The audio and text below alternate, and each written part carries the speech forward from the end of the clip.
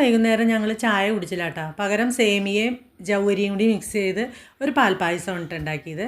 അത് ഞങ്ങൾ ഉണ്ടാക്കിയ രീതി വേറൊരു തരത്തിലാണ്, പക്ഷേ നല്ല ടേസ്റ്റ് ഉണ്ടായിരുന്നു കേട്ടോ. അതെങ്ങനെയാണ് ഉണ്ടാക്കിയതെന്ന് ഞാനിവിടെ കാണിക്കാൻ പോവാണേ.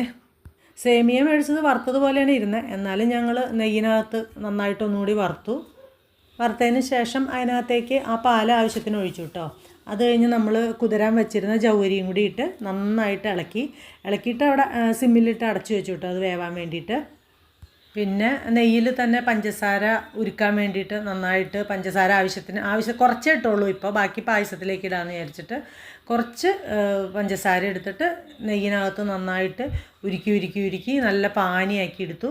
എന്നിട്ട് നമ്മളത് പായസം അപ്പോഴത്തേക്കും പായസം ഇങ്ങനെ വെന്തിട്ടുണ്ടായിരുന്നു സേമിയ, അതിനകത്തേക്ക് ഒഴിച്ചു കേട്ടോ. അത് കഴിഞ്ഞ് വീണ്ടും ആവശ്യത്തിന് കുറച്ചും കൂടി പഞ്ചസാര ഇട്ടാലാണ് നല്ല മധുരം ഉണ്ടാവുള്ളൂല്ലോ.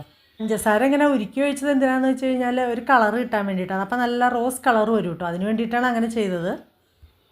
പിന്നെ ശർക്കരപ്പാനി കൂടി ഒഴിച്ച് സിമ്മിലിട്ട് ഒന്നും കൂടി ഇളക്കി അത് കുറുക്കി എടുത്തതിന് ശേഷം പിന്നെ കുറച്ച് കുങ്കുമപ്പൂവ് ഇട്ടു കേട്ടോ. കുങ്കുമപ്പൂവ് അധികം ഇട്ട് കഴിഞ്ഞാൽ അതിൻ്റെ ടേസ്റ്റ് വല്ലാതെ നിൽക്കും, അതുകൊണ്ട് ചെറുതായിട്ട് ഒന്ന് കുങ്കുമപ്പൂവ് ഇട്ടുള്ളൂ. പിന്നെ സാധാരണ പോലെ തന്നെ നമ്മൾ നെയ്യിനകത്ത് കശുവണ്ടിയും കിസ്മിസും എല്ലാം കൂടി ഇട്ട് നന്നായിട്ട് മുരിയിച്ച് അതിനകത്തേക്ക് ഒഴിച്ചു.